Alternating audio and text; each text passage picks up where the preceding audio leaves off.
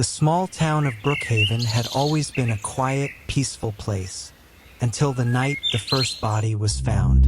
A young woman, strangled, her body left in an alley with eerie precision. The town mourned but assumed it was an isolated tragedy. Then it happened again, and again. Fear gripped the community as investigators scrambled for clues. The victims seemed random, their backgrounds unrelated. There were no signs of struggle, no evidence left behind. It was as if the killer vanished into thin air.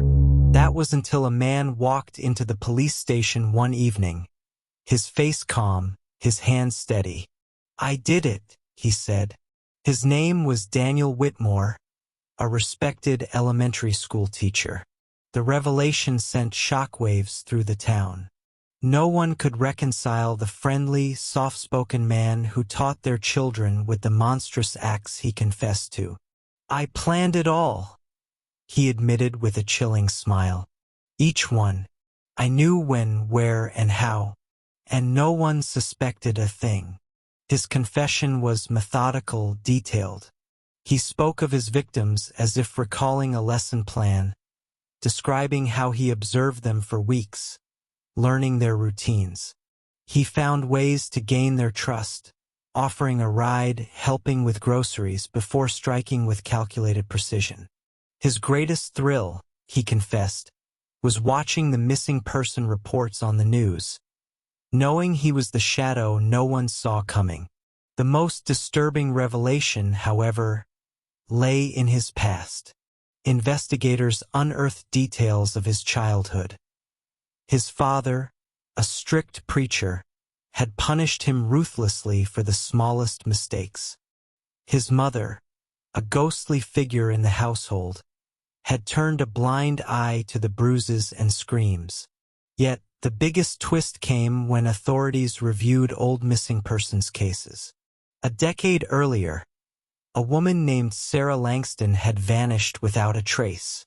Daniel's confession made no mention of her, but the method of the recent killings bore an eerie resemblance to her unsolved case. Investigators pressed him, but he denied knowing her. That was until they found her locket inside a hidden compartment in his home. The confession had been a carefully orchestrated performance, revealing only what he wanted them to know. But Sarah's case cracked something in his facade. When confronted, his composure wavered for the first time. "She was different," he murmured, his voice barely audible. "She was supposed to be the last." It was later revealed that Sarah had been his first victim, the one who had awakened the darkness within him. Unlike the others, she had fought back, leaving a scar across his ribcage, a scar he had hidden beneath layers of lies. Daniel Whitmore was sentenced to life in prison, but Brookhaven was never the same. The townspeople struggled to reconcile the monster with the man they had known. Parents questioned their judgment. Children whispered his name like a ghost story. The town's innocence was shattered, leaving behind a haunting question. How well do we truly know the people we trust?